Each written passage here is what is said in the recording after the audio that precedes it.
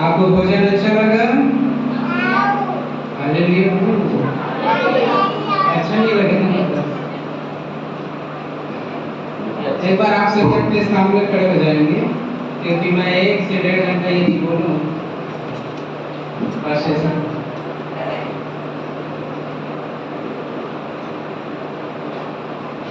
आप अगल बगल में जितने आपके हैं पड़ोसी, उनको आप बोलिए हाथ मिलाते हुए कि आप बहुत सुंदर हैं।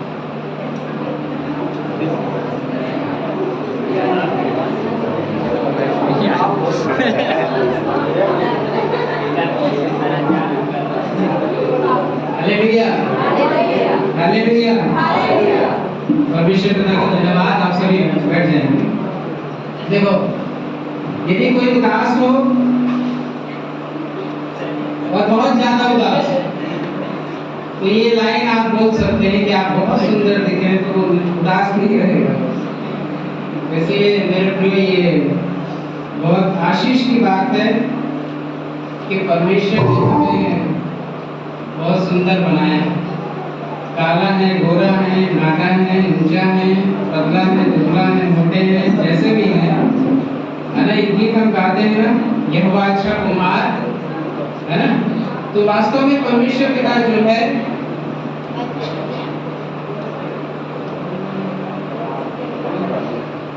तो जो परमेश्वर है वो बहुत सुंदर, बहुत आशीष में हमें बनाया है। इसीलिए कभी भी जब आप अपना चेहरा दर्पण में देखते हैं, आईने में देखते हैं, तो कभी निराश मत हुआ करें। कई बार ऐसा होता है ना, हमारे मन में ये बात आ जाता है, ना चाहते हुए भी ये बात हमारे मन में आ जाता है, वो ये कि मैं सुंदर नहीं हूँ। और हम आईना एक बार देखते हैं, यदि आदत होगा एक बार देखने का, तो हम लोग 4 बार देखते हैं कि मैं सुंदर क्यों नहीं दिख रहा हूँ। इतना सारा क्रीम ला के रखा है, लगाया हूँ या लगाई हूँ, ज्यादा ही चेंज कर दिया क्या?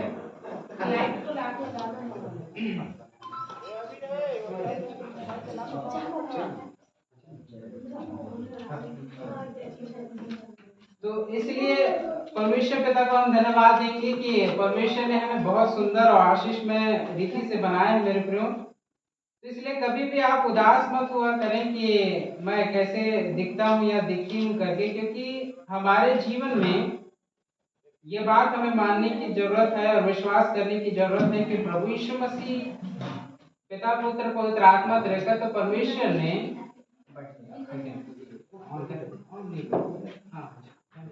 हो जाएगा। तो ये बात आप हमेशा स्मरण रखे करें, वो ये कि परमेश्वर ने अपनी समानता और स्वरूपता में हमें बनाया है। Hallelujah, hallelujah. जब परमेश्वर अपनी समानता और स्वरूपता में हमें बनाया है, तो हम क्यों उदास होते हैं कि मैं कैसा दिख रहा हूं या कैसे दिख रही हूं।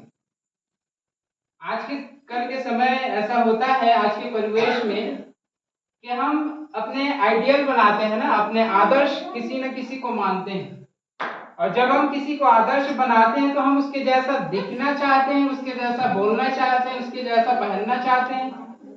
सब कुछ A to Z, हमारा पहरावा, बोल चाल, बोली भाषा, रहन सहन, सब जो हमारा आदर्श होता है, हम उसके जैसा अपने आप को बनाने का प्रयास करते हैं।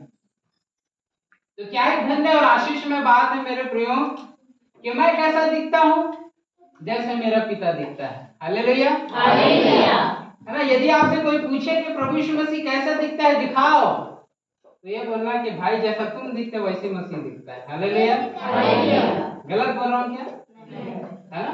तो प्रभु यीशु मसीह के समान मैं और आप दिखते हैं, तो हमें अपने चेहरे पर, अपने स्वभाव, अपने जीवन पर, अपनी सुंदरता पर कभी भी क्वेश्चन मार्क नहीं लगाना चाहिए, है ना। आप जैसे भी हैं बहुत सुंदर हैं, बहुत अच्छा दिखते हैं, बहुत अच्छा है, क्योंकि परमेश्वर ने मुझे और आपको, हम सबको बनाया है। इसलिए मेरे प्रियो, आज हम कुछ बातों को सीखेंगे कि परमेश्वर जो है, जो कुछ भी करता है वो हमारे लिए बहुत बेहतर करता है। मैं संदर्भ बताऊंगा, उन बातों को हम पढ़ेंगे बारी बारी से और देखेंगे, सीखेंगे। हम ये बात सीखेंगे आज के राजा दाऊद के जीवन से, हम कुछ बातों को सीखेंगे मेरे प्रियो। और आप मेरे साथ निकाल सकते हैं पहला शाऊल की पुस्तक उसका 17 अध्याय उसके 1 पद से 11 पदों तक ये वर्णन है एक युद्ध का, एक लड़ाई का। इसको पढ़ने से पहले थोड़ी देर बाद पढ़ेंगे, मैं बताना चाहूंगा कि हम मसीहियों का जो जीवन है एक संग्राम है। क्या है? संग्राम है, एक युद्ध है।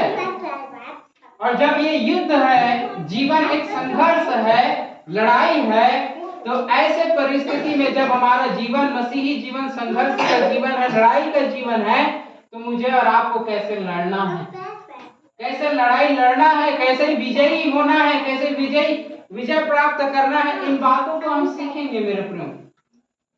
तो मैं छोटी सी बात अपने जीवन का बताना चाहूंगा, वो ये कि जब मैं 9वीं 10वीं क्लास में था, तो 9वीं 10वीं क्लास से पहले तक एक दुश्मन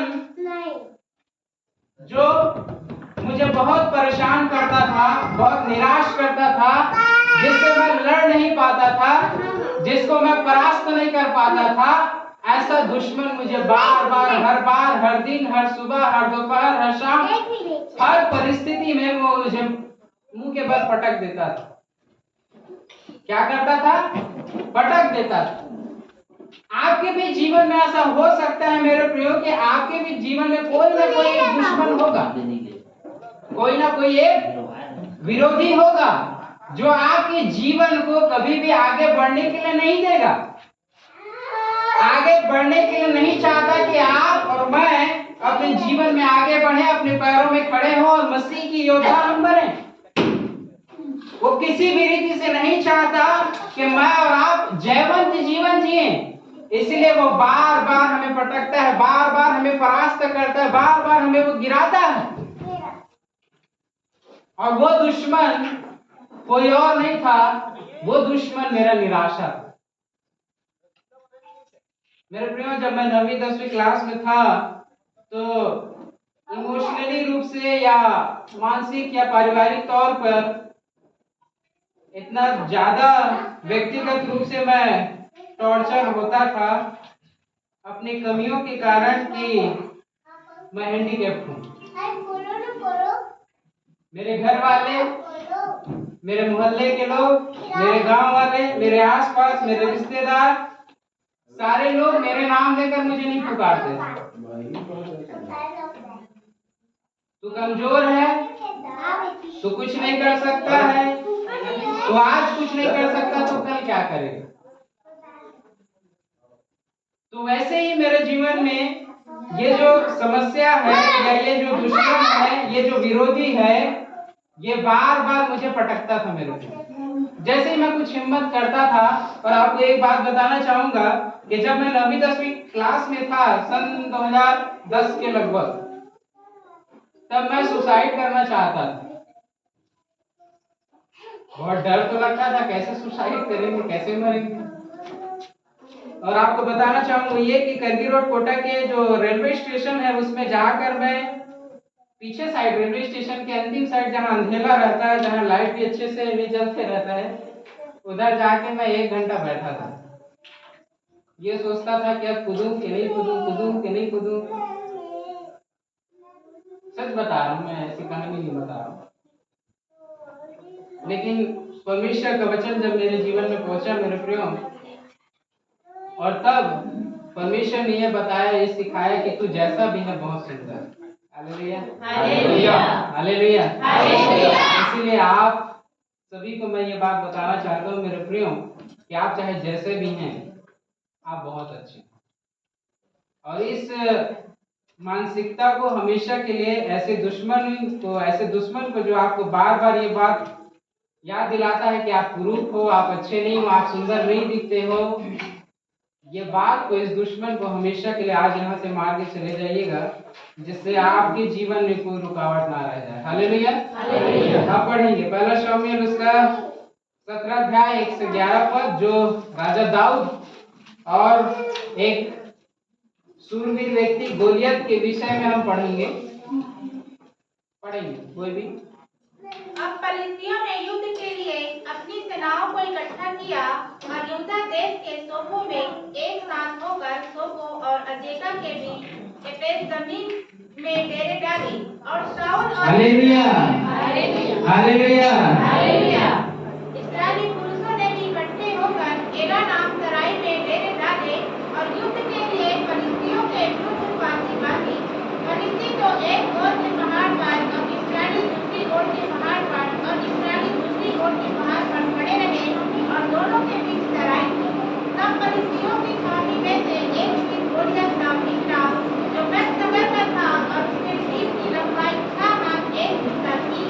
उसके सिर पर पीतल का टोप था और वह एक पत्थर का पीला पहने हुए था जिसका तौल 5000 शेकेल पीतल का था। उसकी टांगों पर पीतल के कवच थे और उससे कंधों के बीच बच्ची बंधी थी। उसके भाले की छड़ चुराहे के डोरी के समान थी और उस भाले का फल 600 शेकेल लोहे का था और बड़ी ढाल लिए हुए एक जन उसके आगे आगे चलता था।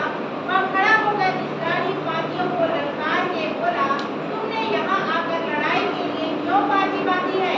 क्या मैं फलिस्ती नहीं हूँ और तुम शाऊल के अधीन नहीं हो? अपने में से एक पुरुष चुना कि वह मेरे पास उतर आए।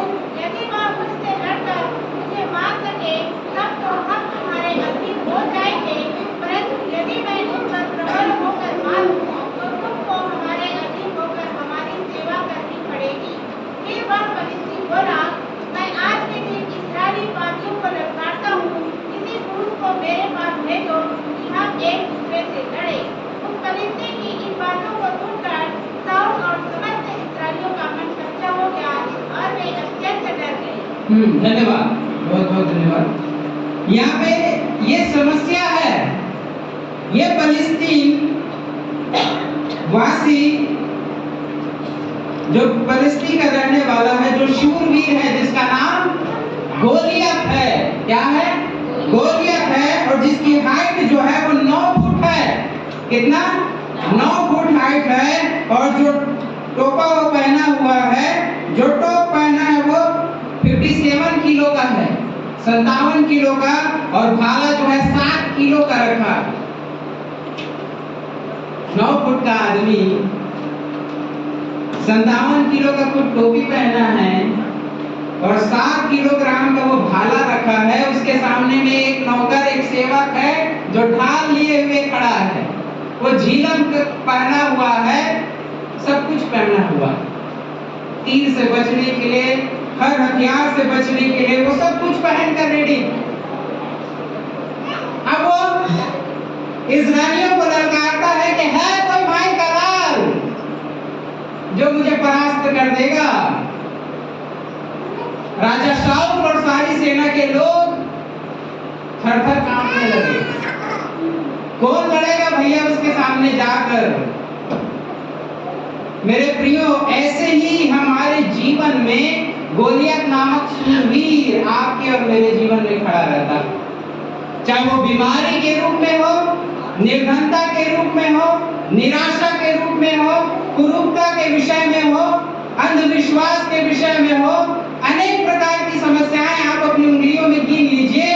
उन हर एक समस्याओं से जिनसे आप डरते हैं, उस गोलियत के समान आपके सामने खड़ा।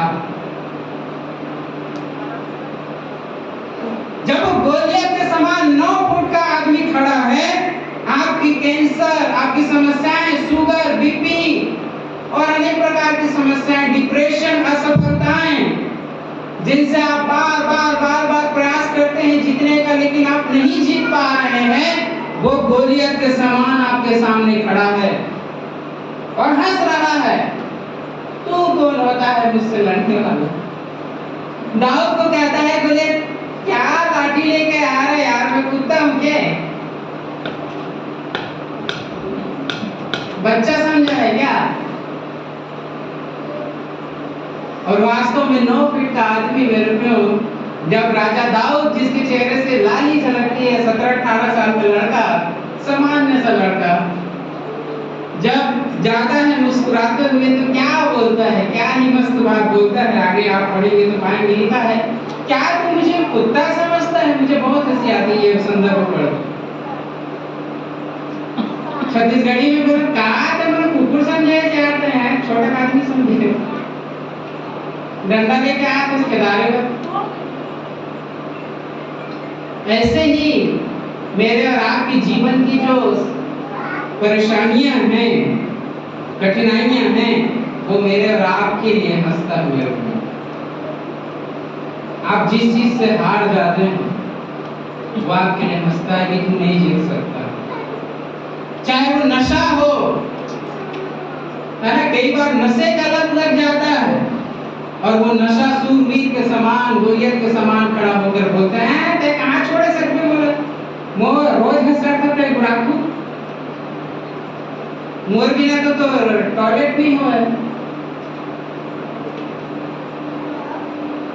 चाहे जो भी आप कल्पना कर लीजिए आपकी लाइफ में, चाहे जो भी समस्या हो, उस समस्या का नाम है गोलियत। प्रार्थना नहीं कर पा रहे हो, बाइबल नहीं पढ़ पा रहे हो, उस समस्या का नाम है गोलियत।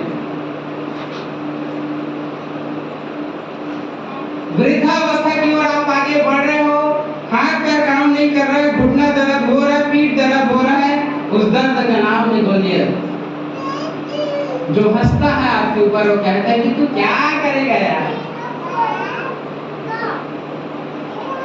मेरे प्रियो, ये बात आप स्मरण कर लीजिए कि आज इसी वक्त से आप उस डर को, उस गोलियत रूपी विशाल समस्या को आप परास्त करने जा रहे हैं।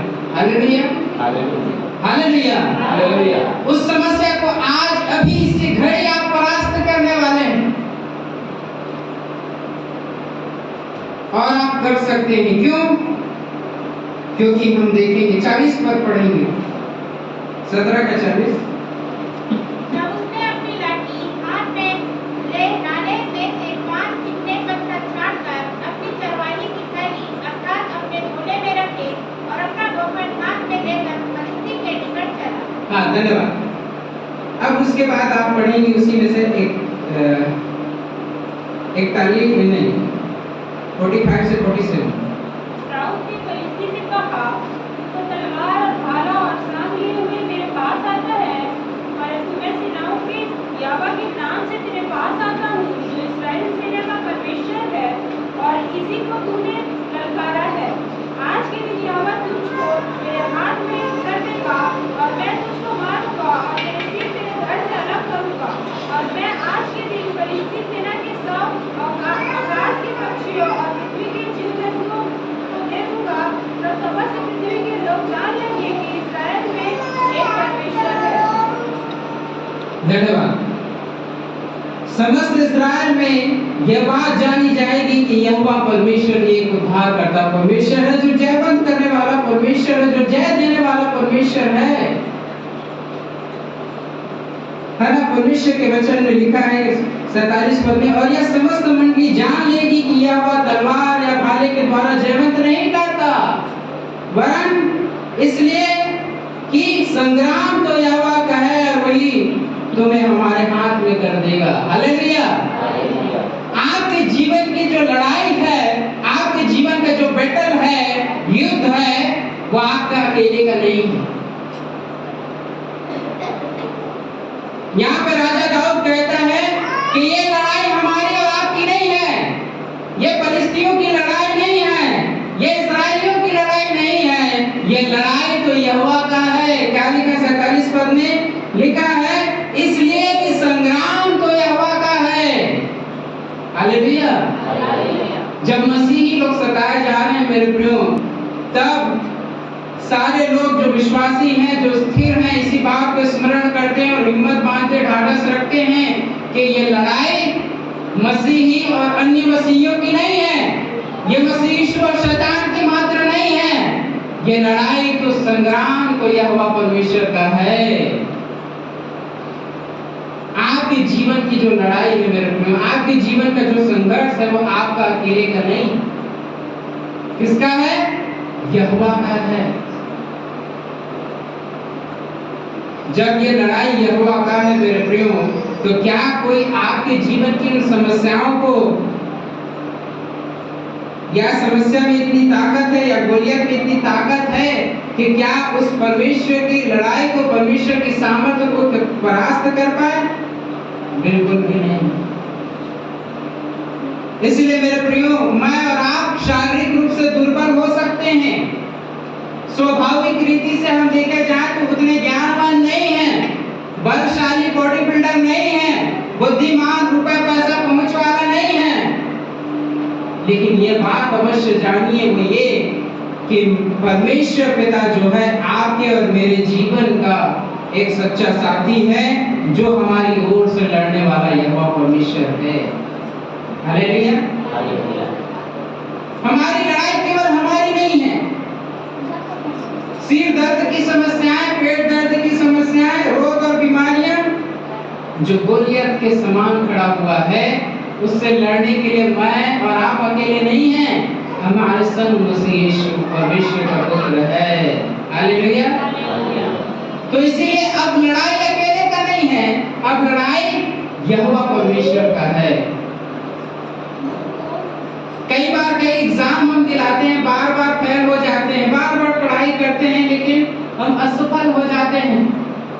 लेकिन आप ये बात स्मरण करें, आज से ही ये प्रार्थना करें कि प्रभु वो एग्जाम जो गोलियत के समान है, जिसको मैं परास्त नहीं कर पा रहा हूँ, आपकी सामर्थ्य में होकर वो परास्त करने पाऊंगा। हालेलुया। अपने आपके शरीर में यदि शुगर है, बीपी है, उस गोलियत को बोलो, जवाब दो कि ये गोलियत, हे शुगर रूपी गोलियत, हे बीमारी रूपी गोलियत, मैं मसीह यीशु का बेटा होकर तेरे पास आता हूँ। हालेलुया। क्या कहा दाऊद ने? तू तो भाला और सांप लिए हुए मेरे पास आता है मेरे भाई, लेकिन मैं जीवित यहोवा परमेश्वर के नाम से तेरे पास आता हूँ, जिसका नाम सेनाओं का यहोवा परमेश्वर। हालेलुया। मेरे प्रियो, आप और मैं यदि मसीह यीशु में होकर, मसीह यीशु के साथ होकर यदि हम आगे बढ़ते हैं, तो समस्या का समाधान हमें मिल जाता है। वो समस्या का समाधान मसीह यीशु है। कई बार हमारे सामने ये बात आता है मेरे प्रियो, वो ये कि हम समस्या को मसीह यीशु से बढ़कर समझते हैं। अच्छा, एक सवाल है छोटा सा, 1 मिनट के लिए बताएंगे, मसीह यीशु को किसी ने देखा है? हाथ उठाए। जिसने देखा है वो हाथ उठाए। थोड़ी देर पहले ही मैं बताया हूँ व्यक्ति।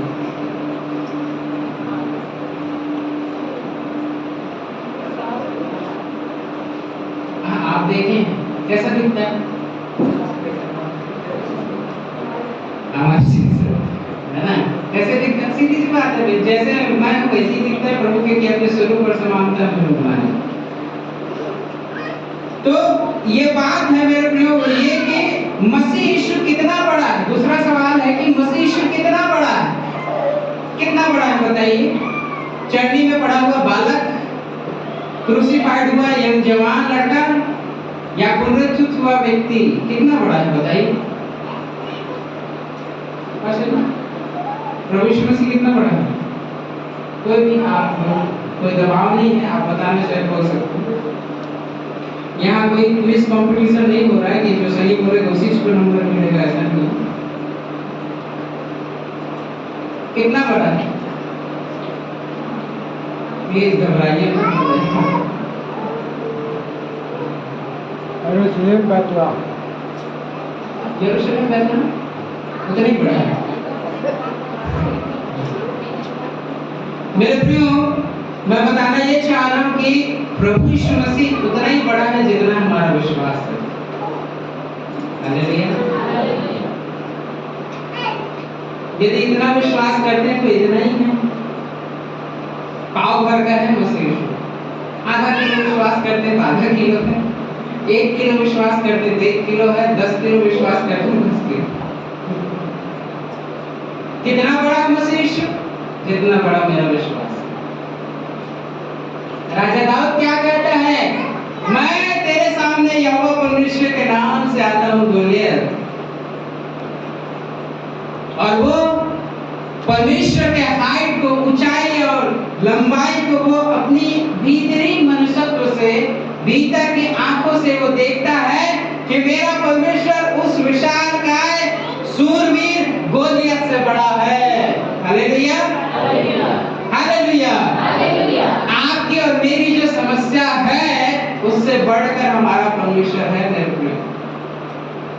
हमें देखने की आवश्यकता है।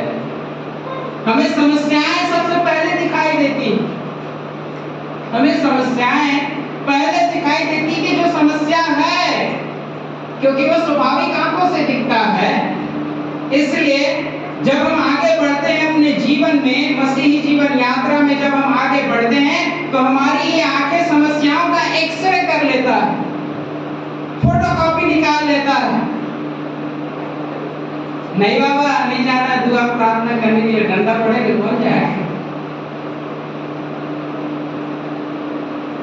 समस्या कुछ भी हो, मेरी और आपकी जो आंखें हैं समस्याओं को नाप तोल कर लेता है कि ऐसा इम्पॉसिबल है।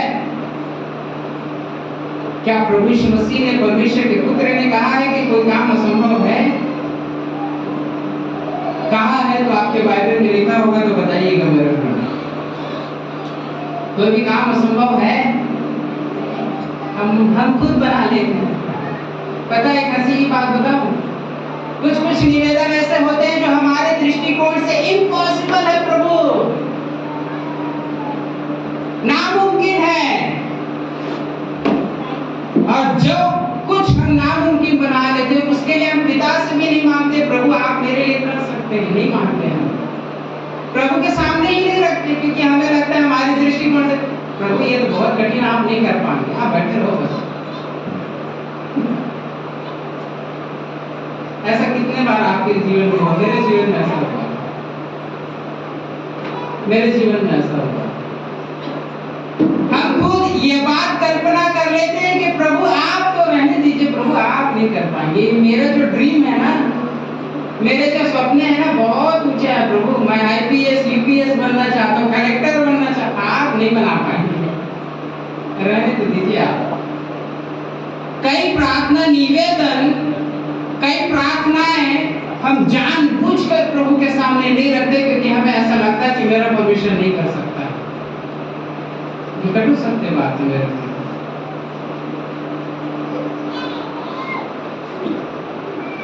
क्यों पता है? क्योंकि हम समस्याओं का एक्सरे करके बैठे हैं कि ये तो इम्पॉसिबल है। परमेश्वर का एक्सरे हम कभी नहीं करते, जैसा राजा दाऊद ने किया और क्या कहा कि हे गोलियत, मैं सेनाओं के यहोवा के नाम से तेरे पास आता हूँ, क्योंकि राजा दाऊद देखता है कि गोलियत से भी बढ़कर मेरा परमेश्वर है।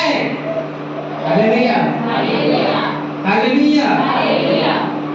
आज से देखना प्रारंभ करिए कि आपकी समस्याओं से बढ़कर, चाहे कुछ भी समस्या हो मेरे प्रियो, इम्पॉसिबल कितना भी टफ क्यों ना हो, आपकी समस्याओं से बढ़कर आपका परमेश्वर जो मसीह यीशु है वो है। Hallelujah, hallelujah. बस देखने की जरूरत है। समस्याओं को नापना छोड़ दीजिए, गोलियत को बहुत नाप लिए, ऊंचाई लंबाई चौड़ाई कितना फुट का है, छोड़ो उसको। मसीह यीशु को नापो आज से, वो कितना बड़ा है ना। जैसे 60 साल प्लस हो जाता है, 70 साल होने लगता है, प्रभु अब कहाँ भरोसा, पता नहीं क्या दिन जी को टपक जब होता है। जैसे जैसे आयु बढ़ता है, इंसान अपनी दीर्घायु के लिए प्रार्थना करना छोड़ देता है। मैंने ऐसा महसूस किया है। क्यों भैया, आपको उम्र 60 साल हो गया तो आप बर्थडे नहीं मनाएंगे क्या? कहा मनाको, नाती नतरा के मनावा तो हम सियान होके जाने वाले हैं। नहीं, गलत बात, बिल्कुल आज से मत बोलिएगा। आप यंग हैं, फॉरएवर यंग, हमेशा यंग हैं। हालेलुया। मेरे पिताजी जो हैं 86 ईयर ओल्ड हैं, 86 ईयर ओल्ड, 86 साल की, अभी साइकिल चलाते हैं, डॉक्टर हैं, मेरे से ज्यादा फिट है। Hallelujah, hallelujah. वो बोलते हैं कहाँ बेटा, मैं अब बुजुर्ग हो गया, मैं बोलता हूँ एक पापा आप यंग हो, फिर हंसते हैं, फिर मानते हैं हाँ यंग हो। Hallelujah, hallelujah. तो मेरे प्रियो, कभी भी आप जब उम्र दराज हो रहे हैं, बड़े हो रहे हैं, दादा नाना बन रहे हैं, कभी ये मत बोलिए कि मैं अपनी दीर्घायु के लिए प्रार्थना करूं कि नहीं करूं। मांगिए, क्योंकि परमेश्वर मुझे और आपको दीर्घायु देना चाहता है, लेकिन हम मांग ही नहीं रहे। आप बड़े लोगों से निवेदन करता हूँ कि आप सभी अपने लिए दीर्घायु मांगा करें। क्या आज के समय में परमेश्वर दीर्घायु नहीं दे सकता? क्या दे सकता है? दे सकता है, मांगो तो सही। लेकिन हम नहीं मांगते, क्यों? क्योंकि हमें लगता है परमेश्वर आप नहीं कर सकेंगे। बैठो, आप सही, आप तो क्या बोलते हैं, बैतलहम के गौशाले में चरनी में आप पैदा हुए, आप उतना ही छोटा है। मेरे प्रियो, वो बच्चा था, अब बच्चा मत बनाओ उसको। वो बच्चा नहीं है, मसीह यीशु सामर्थी परमेश्वर है। बच्चा नहीं है वो, दूध पीता बच्चा नहीं है वो। हम बच्चा है करके लोरी गा रहे हैं यहाँ पे। जब द्वितीय आगमन होगा, जब नरसिंह का फूका जाएगा और बड़े सामर्थ्य के साथ जब वो लेने के लिए आएगा, तो वो बच्चा नहीं रहेगा। वो तो धड़कते हुए आग के समान आएगा अपनी दुल्हन को ले जाने के लिए। तो आप कैसे करोगे? तो मेरे प्रियो, ये बात हमें सीखने की आवश्यकता है कि अब हम अपनी समस्याओं का लंबाई चौड़ाई निकालना छोड़ दें। परमेश्वर पिता को जानने का प्रयास करें कि मेरा परमेश्वर कितना बड़ा है, कितना सामर्थी, और वो तभी पॉसिबल हो पाएगा जब मैं और आप उस पर भरोसा करेंगे। और जितना हम भरोसा करेंगे परमेश्वर उतना ही सामर्थी है। आज प्रार्थना क्यों नहीं सुनता? ये मेरा विषय नहीं है, लेकिन एक छोटा सा बात उदाहरण के रूप में, प्रार्थनाएं क्यों परमेश्वर नहीं सुनता? अद्भुत काम क्यों नहीं करता परमेश्वर हमारे जीवन में? एक सवाल है वो, इसीलिए क्योंकि अद्भुत काम करने के लायक हम विश्वास ही नहीं करते हैं। तो कहां से होगा? क्योंकि हम मानते ही नहीं। डॉक्टर ने कहा कि बेटा ये प्रमाणित है कि तुझे कैंसर हो गया है, ये प्रमाणित है कि तू अब हैंडीकैप्ड हो गया है, ये प्रमाणित है कि तू पैरालाइज्ड हो गया, अब नहीं चल सकता है। तो उस बात को हम पत्थर में लिख देते हैं कि मैं आज से नहीं चल सकता हूं।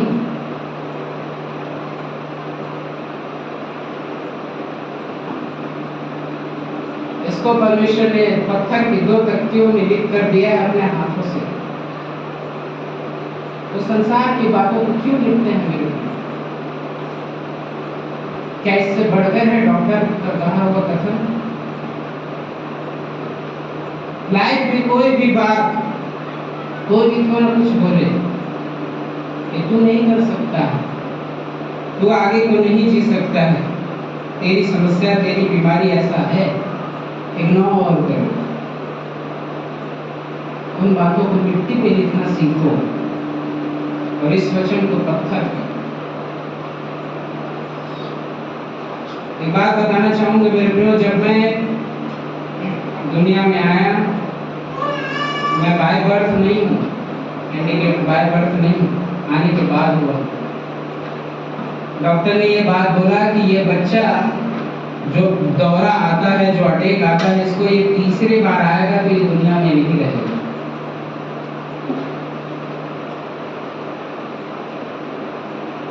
दो बार आ चुका है। जब मेरा जन्म हुआ 7 दिन का था तब पहली बार, जब मैं 5वीं कक्षा में था तब दूसरी बार, और अभी तक तीसरी बार नहीं आया। और मेरा विश्वास है कि वो कभी नहीं आएगा।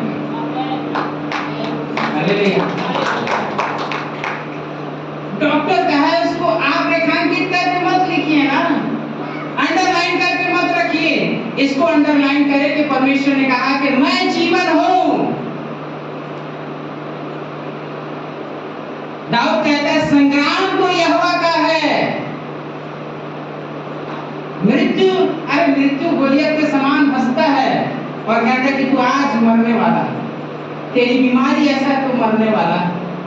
अरे भाई उस पर मसवर कहो कि संग्राम तो यहोवा का है, मैं जिंदा रहूंगा क्योंकि मेरा जीवन मसीह के हाथ में है, मेरा जीवन स्वयं मसीह है। तू कौन होता है मेरे प्राण को लेने वाला? 40 पद एक बार और पढ़ेंगे और हम मनन करेंगे, इस बात को देखेंगे मेरे प्रियो कि राजा दाऊद 40 पद पढ़ दूंगा। लिखा तब उसने अपनी लाठी लाठी हाथ में ली और नाले में से 5 चिकने पत्थर छांटकर अपनी चरवाही की थैली पर अर्थात अपने झोले में रखे और अपना गोफन हाथ में लेकर फलिस्ती के निकट गया। सवाल है कि राजा दाऊद जब गोलियत के सम्मुख जाता है तो 5 पत्थर ही क्यों ले जाता है? क्यों ले गया होगा? सामान्य उत्तर क्या है? एक पत्थर से चुप जाएगा तो दूसरा, तीसरा से नहीं, चौथा से नहीं तो 5वें में तो मर ही जाएगा। थोड़ा थोड़ा करके तो मर ही जाएगा। मैं रहता तो मेरे प्रिय में तो 10-20 तो तक जाता। तो निशाना के भरोसे नहीं यार भाई, क्या पता पड़ेगी। लेकिन क्या सोचते 5 पत्थर क्यों? विश्वास बड़ा था। 5 पत्थर इसीलिए क्योंकि गोलियत के 5 भाई थे। Hallelujah, hallelujah, hallelujah, hallelujah. 5 भाई थे मेरे को। उसका विश्वास इतना अडिग था, स्थिर था कि 5 भाई को आज ही के दिन मारूंगा और एक-एक पत्थर से मारूंगा। Hallelujah, hallelujah. इसलिए नहीं कि एक छूट जाएगा तो दूसरा मारूंगा, तीसरा नहीं तो चौथा मारूंगा, नहीं, एक-एक भाई को एक-एक पत्थर से मारूंगा क्योंकि ये लड़ाई तो यहोवा का है, संग्राम तो यहोवा का है। आ जाओ जितने भाई हो तुम्हारे, एक ही जने को मारने के लिए नहीं आ रहा हूं, 5 को आज ही के दिन मारूंगा। 5 पत्थर लेके आ रहा हूं मैं।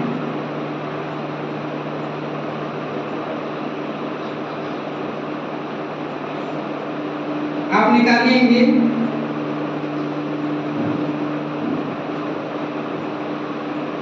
दूसरा शमूएल उसका 21 अध्याय, उसका दूसरा शमूएल 21 अध्याय 15 पद से 22 पद तक, जहाँ और भी 4 भाइयों के नाम, गोलियत के भाइयों का नाम लिखा है। पढ़ेंगे। फिलिस्तियों ने इस्राएल से फिर युद्ध किया और दाऊद अपने जनों समेत जाकर फिलिस्तियों से लड़ने लगा और दाऊद थक गया। तब यहोशू जो रफाई के वंश का था और उसके भाले का भार तौल में 300 शेकेल पीतल का था और वह नई तलवार बांधे हुए था, उसने दाऊद को मारने की ठान लिया था।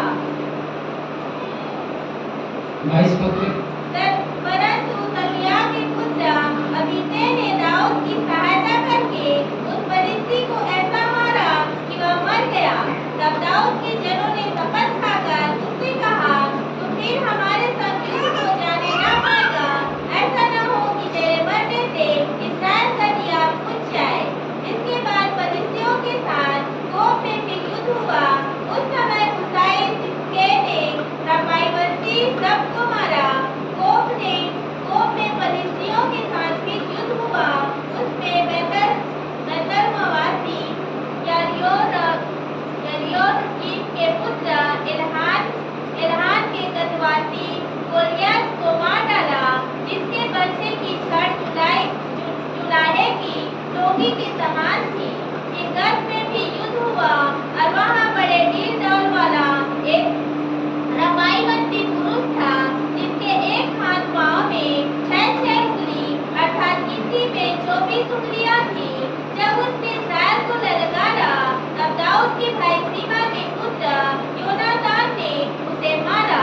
ये 4 गत में उस रफाई से उत्पन्न हुए थे और वे दाऊद और उसके जनों के हाथों मार डाले गए। धन्यवाद, परमेश्वर आपको आशीष दे। तो ये 5 भाई, पहला है गोलियत जो स्वयं राजा दाऊद लड़ता है, दूसरा है यिशबोबनोब जो आपने पढ़ा, संदर्भ उसी में का बता रहा हूँ, तीसरा है सब, चौथा है गतवासी गोलियत और चौथा है 6 उंगली वाला। 5 भाई। मेरे प्रियो, विश्वास का उदाहरण जो है यहाँ पे राजा दाऊद देता है, अविश्वास का नहीं। हमें पढ़ने से ऐसा लगता है कि 5 पत्थर अविश्वास का प्रतीक है, नहीं, विश्वास का प्रतीक है, और वो भी अचूक विश्वास का प्रतीक है। कि ना केवल एक गोलियत को, लेकिन वो उन 5 भाइयों को मारने की सामर्थ्य रखता है, विश्वास करता है। किस पर? अपने हक, अपनी ताकत पर, अपने निशाने पर, अपने पत्थर पर नहीं, परमेश्वर। क्योंकि वो शुरू में ही कह देता है कि संग्राम तो यहोवा का है। इसलिए बड़े से बड़ी समस्याएं जब आपके सामने हैं मेरे प्रियो, आप समस्याओं को बहुत छोटा समझें, क्योंकि परमेश्वर उन समस्याओं से बढ़कर उन समस्याओं से लड़े। उन 5 पत्थरों को, जो मसीह यीशु रूपी पत्थर, जो मसीह यीशु रूपी परमेश्वर के वचन है, उन वचनों को आप अपने हाथों में ले लीजिए, अपने थैलियों में, अपने मन में रख लीजिए। पता है हमारा बैटलफील्ड क्या है, रणभूमि क्या है, मालूम है आपको हमारा आध्यात्मिक रणभूमि कौन सा है, कहाँ पे हम लड़ने जाएंगे? राजा दाऊद उस समय में पुराने नियम में गोलियत को मारने के लिए रणभूमि में गया, उसको मारा और उसी का तलवार रहकर उसके गर्दन को काट दिया। मैं और आप आज के परिवेश में हमारा कौन ऐसा दुश्मन है जिसको हम मारने के लिए जाएं, और किसका धड़ अलग करने के लिए हम अपना तलवार नहीं बढ़ाएं? शैतान का गर्दन कैसे काटोगे बताइए? कैसे काटोगे? अब शैतान बोल दिया तो बताइए, शैतान का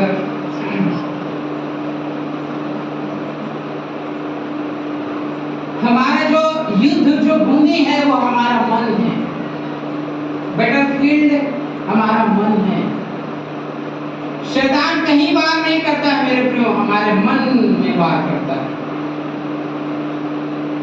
फॉर एग्जाम्पल, तू कुछ नहीं कर सकता, तू अच्छा नहीं दिखता है, तू अच्छा नहीं चलता, तू अच्छा नहीं बोलता, तू अच्छा गीत नहीं गाता, तू अच्छे से नहीं बजा पाता।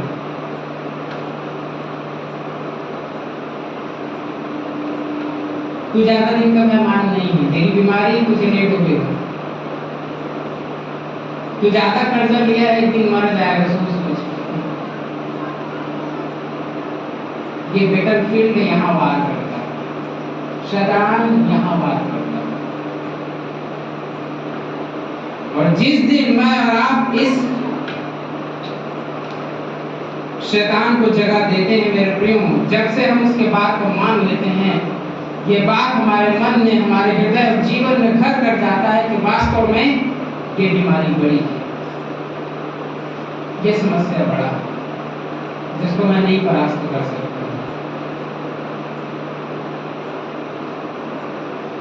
इसलिए मैं और आप चाहिए, जरूरी है कि मैं और आप अपने अपने युद्ध क्षेत्र में, अपने रणभूमि में हम तैयार हो जाएं। हम अपने मनों को कच्चा ना करें, हम स्थिर और स्ट्रांग करें मेरे प्रिय। यहोशू 1 अध्याय उसका 8 और 9 पद पढ़ेंगे। यहोशू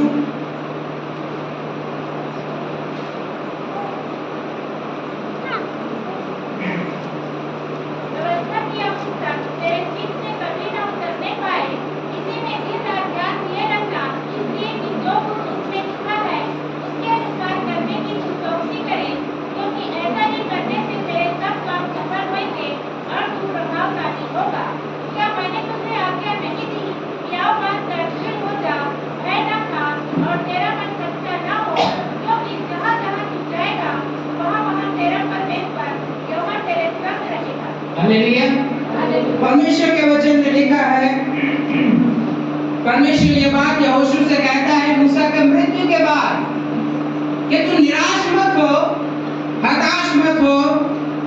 और आगे लिखा है, व्यवस्था की यह पुस्तकें तेरे चित्त से कभी उतरने ना पाए, इसमें दिन और रात ध्यान किए रहना, इसीलिए कि जो कुछ उसमें लिखा है उसके अनुसार करने की चौकसी करे, क्योंकि ऐसा ही करने से तेरे सब काम सफल होंगे और तू प्रभावशाली होगा। क्या मैंने तुझे आज्ञा नहीं दिया? हियाव बांध, स्थिर हो जा। क्या लिखा है? हियाव बांध, दृढ़ हो जा, भय न खा, तेरा मन कच्चा ना हो, क्योंकि जहां जहां तू जाएगा वहां वहां तेरा परमेश्वर यहोवा तेरे संग रहेगा। मेरे प्रियो, मेरे और आपके जीवन के हर युद्ध में परमेश्वर हमारे संग है। बस उसे अवसर देने की आवश्यकता है, बस उसे अवसर देने की आवश्यकता है। एक अंतिम पद हम पढ़ेंगे, उसके बाद मैं अपनी वाणी समाप्त करूंगा। निकालिए कि आज मसीही जीवन में हमें शैतान का सामना करना है और उसे परास्त करना है, जो हमारे स्वाभाविक आंखों से दिखाई नहीं देता है। इफिसियों उसका 6 अध्याय 10 से 20 पद पढ़ेंगे। इफिसियों 6 अध्याय 10 से 20। निदान प्रभु में और उसकी शक्ति के प्रभाव में बलवन्त बनो, परमेश्वर के सारे हथियार बांध लो कि तुम शैतान की युक्तियों के सामने खड़े रह सको, क्योंकि हमारा यह हर युद्ध लोह और मांस से नहीं, परंतु प्रधानों से और अधिकारियों से और इस संसार के अंधकार के हाकिमों से और उस दुष्टता की आत्मिक सेनाओं से है जो आकाश में है। इसलिए परमेश्वर के सारे हथियार बांध लो कि तुम बुरे दिन में सामना कर सको और सब कुछ पूरा करके स्थिर रह सको।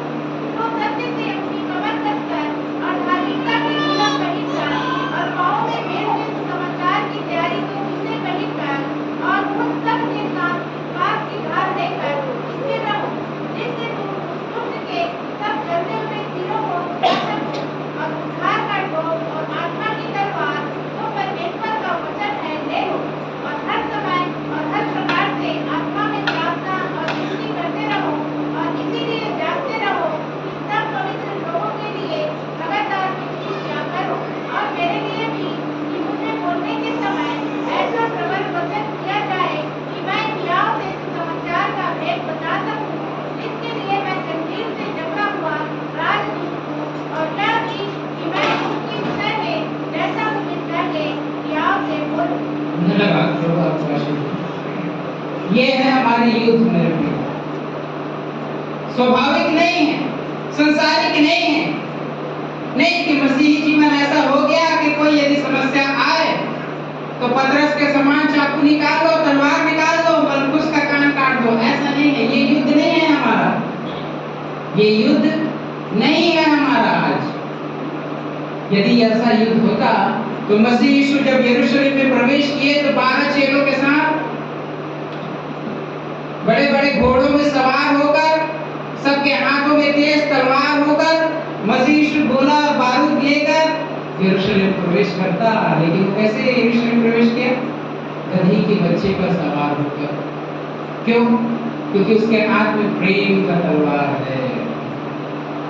हालेलुया। इसीलिए वचन में लिखा है कि बुराई से ना हारो, परंतु बुराई को भलाई से जीत लो। ये लड़ाई है हमारी आपकी। कठिन है लेकिन इम्पॉसिबल नहीं। यदि सामने वाला गाली देता है, तो छोटी सी घटना बता रहा हूँ।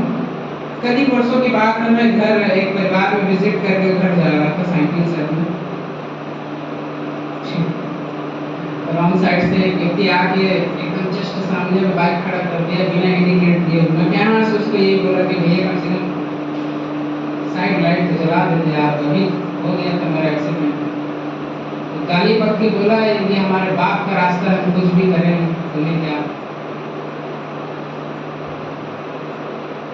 मैं समझ ही गया कि उलझना बेकार। तो मैं चुप हो गया और सामने से फिर अपने साइकिल को हटा के अपने घर के लिए फिर चला गया। हमारी लड़ाई उनसे नहीं है मेरे को। यदि वो गाली दे रहा है मैं भी गाली दूंगा, वो एक तमाचा मारेगा मैं 2 तमाचा मार दूंगा। ये युद्ध हमारा नहीं। याद रखेंगे हमेशा, ये युद्ध हमारा नहीं। हमारी लड़ाई जो है आध्यात्मिक है, आत्मा की है। शैतान जो है आत्मा है, दुष्ट आत्मा। परमेश्वर भी एक आत्मा है, और जब आत्मा होकर हम आध्यात्मिक जीवन जीने वाले लोग, आत्मा के लोगों को हमें मारना है जो दिखता ही नहीं। तो कैसे मारेंगे मैं और आप जो शैतान दिखता ही नहीं है? एक ही हथियार है, वो है प्रार्थना का जीवन। क्या लिखा है अंतिम पद में? यहाँ लिखा है ना कि हर समय 18 पद में हर समय और हर प्रकार से आत्मा में प्रार्थना और विनती करते रहो। और इसीलिए जागते रहो कि सब पवित्र लोगों के लिए लगातार विनती किया करो। यह हमारी तैयारी है युद्ध का।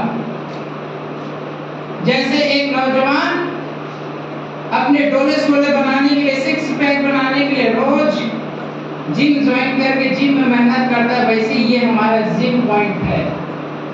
आपकी और मेरी प्रार्थनाओं का जीवन हमें बलवंत बनाता है, हमें स्ट्रांग बनाता है कि मैं और आप शैतान की सेनाओं से लड़ सके जो दिखता नहीं आंखों से, और उसे हम कैसे परास्त करेंगे। एक अंतिम वचन पढ़ लेंगे, फिर मैं अपनी बात समाप्त करूंगा।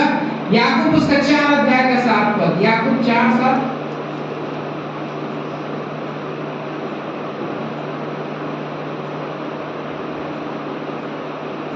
याकूब 4 अध्याय का 7 पद पढ़ेंगे। इसलिए परमेश्वर के अधीन हो जाओ और शैतान का सामना करो, तो वह तुम्हारे पास से भाग निकलेगा। आमीन, हालेलुया। हालेलुया।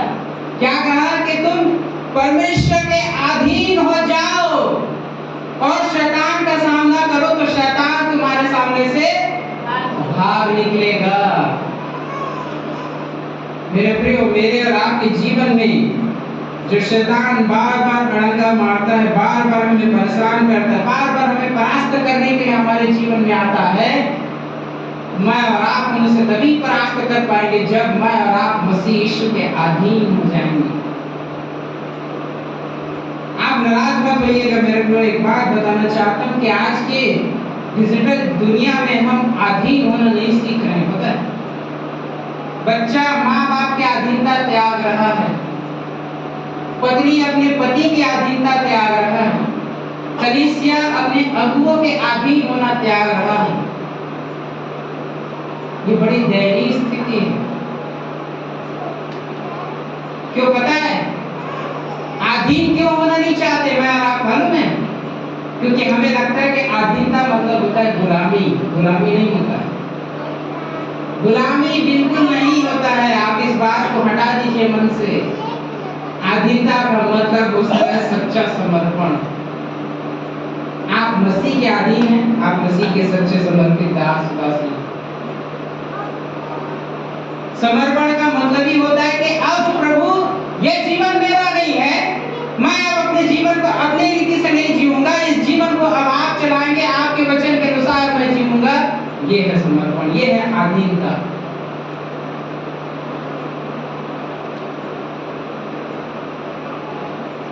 तो जब मैं और आप हम अपने अगुओं के अधीन होना नहीं चाहते, अपने घर में अपने पति के अधीन होना नहीं चाहते, अपने अगुओं के अधीन होना नहीं चाहते, तो क्या मैं और आप मसीह यीशु के अधीन हो पाएंगे कभी? जो दिखता ही नहीं है। माँ बाप के अधीनता में कोई बच्चा नहीं रहता, नहीं होना चाहते आजकल के बच्चे माँ बाप के अधीनता में। उनको लगता है कि हम बहुत पढ़ गए हैं।